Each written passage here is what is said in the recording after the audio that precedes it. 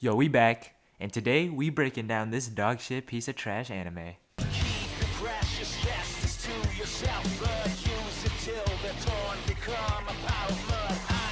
Vinland Saga is an Amazon Prime exclusive show, and I know that when people hear anime and Amazon Prime, their first reaction is to, you know, I'm a head out. But the Amazon Prime exclusive shows are actually really good. Despite the fact that Amazon gets like only one new anime every season, they somehow get the really good ones. It was part of the 2019 summer season, and it features 24 episodes, and it was animated by Wit. Vinland Saga is essentially a really Japanese depiction of a Viking story, but that doesn't mean it's bad. Vinland Saga tells the story of a young boy named Thorfinn in a village in Iceland. His father, named Thors, is a deserter from the order of Vikings known as the Vikings. Iceland, fairly deserted and desolate of any resources, relies on trade to be able to sustain itself. As a result, the merchants native to Iceland ask Thor and several other men from the village to help escort and protect them on their voyage through Europe. At the same time, Floki, an ex-comrade of Thor's from the Vikings, enlists the help of a pirate named Askeladd to kill Thor's as revenge for Thor's abandoning him. Back in Iceland, Thorfinn feels emboldened to help his father and the other young men in his village, despite being only a child at the time, and sneaks his way onto their ship as they sail for Europe. However, on their way, they are intercepted by Askeladd, and after Thors rightfully defeats him and spares his life in return for his crew's safety, Askeladd ambushes Thor and kills him. Thorfinn, shocked, vows to avenge his father and spends the next several years of his life as a member of Askeladd's Vikings, abandoning his old life back in Iceland for revenge. Soon, the story evolves into a political war, with Askeladd taking sides with Canute, one of the princes slated to succeed the current king of Denmark, and Thorfinn caught in the middle between killing Askeladd and trying to determine what being a warrior and what living really means to him. Vinland Saga was a show I didn't have high expectations for in the beginning, and it wasn't until I watched the very end when I finally felt and understood the show. The show keeps gradually building up over time in a very subtle way to eventually deliver a worthwhile and fulfilling ending at episode 24. It does this by making the atmosphere feel like a bombastic and turbocharged sensation at all times. It's a very gruesome and gory show with tons of fighting, accurate of the time period it depicts. But in the midst of all this violence and brokenness, there are still pockets of humor and lightheartedness that really help enforce the sense of humanity that these characters possess. That they aren't just a bunch of lines and shapes that can move around, but that they actually have personalities and moods. Sometimes the humor even appears on the battlefield. Remember during Metal Gear Solid 5's production when Hideo Kojima was like, I'm going to be targeting a lot of taboos, a lot of mature themes that really are quite risky. And then he made this. I think it is time you knew. Hamburgers. Yes. I became obsessed with them. I wanted exposure to them. I was seduced by the beef. And that is not all. I copulate with them often back home. Well, Vinland Saga actually addresses these themes, and in a very bleak and direct way that actually works to its advantage. War is often seen as two sides, the winning side and the losing side, unless you these mofos.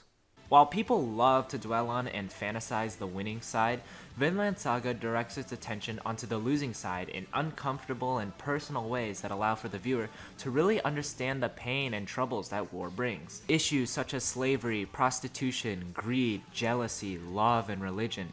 These ideas are always in opposition to each other and keep not only the characters but also the viewer guessing what is right and what isn't, especially towards the end. I'm not going to spoil it, but there is the beginning of a sort of change in the character of almost everybody, and I think that elucidates just how influential these themes play in the story. In terms of technical stuff, I really enjoyed the fight scenes.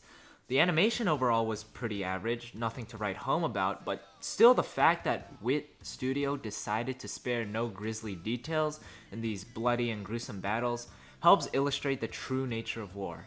How even if the events of Vinland Saga are an entire millennium in the past, war is still violent, cruel, and unforgiving to both the winners and the losers.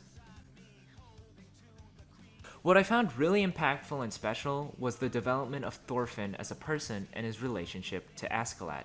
By the first third of the show, Thorfinn is already a seasoned killer, with numerous people killed under his belt.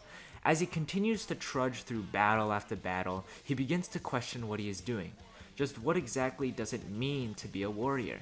What exactly is his purpose in life?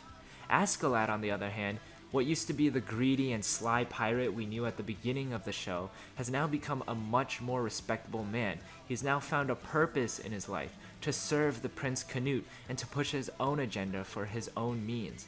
This in turn helps provide a sense of realism and a sense of humanity to these characters that anime isn't often able to capture very well, and it really helps emphasize just how dangerous war is to an individual and how these people are struggling to really be able to identify who they are in the midst of all this violence. The relationship between Thorfinn and Askeladd also changes quite a bit throughout the story. Thorfinn, although it appears to be that he agonizes Askeladd throughout the show, towards the last few episodes, and even in a few situations before that, we really get to see that even though Thorfinn claims he will kill Askeladd, he begins to show signs of humanity and respect for him. And I think that's a very big step overall in terms of Thorfinn's growth and development as a character, which really starts to come into play in the Farmland arc, which I won't talk about. Askeladd, on the other hand, after spending such a long time with Thorfinn, has learned how to use him, how to read him, and even at the very end of the show, how to teach him. On the topic of Askeladd, he is by far one of the greatest characters written in 2019. This man, though we are taught from the viewpoint of Thorfinn to view him as an enemy, the viewer soon comes to realize that he is more than just the enemy. In fact, he's the opposite of that. He's everything to Thorfinn. He is his mentor, caretaker, rival. He is the thing that keeps Thorfinn going. To say that he is simply the antagonist of the show is straight disrespect to the show as a whole. His character is one that is simply more than just a goal, a target for Thorfinn to kill, but a representation of the theme and message that the story tries to push through. He is overall my favorite character in the whole show. Now, when there isn't a section in my video dedicated to exposing the flaws or problems in Vinland Saga, you should probably be able to tell this is a good show. I give Vinland Saga a 4.8 out of 5. The story, the people, the fighting, and the music all hit the right notes for me. But I don't think I'm ready to give it a 5 yet because of the historical aspect of it.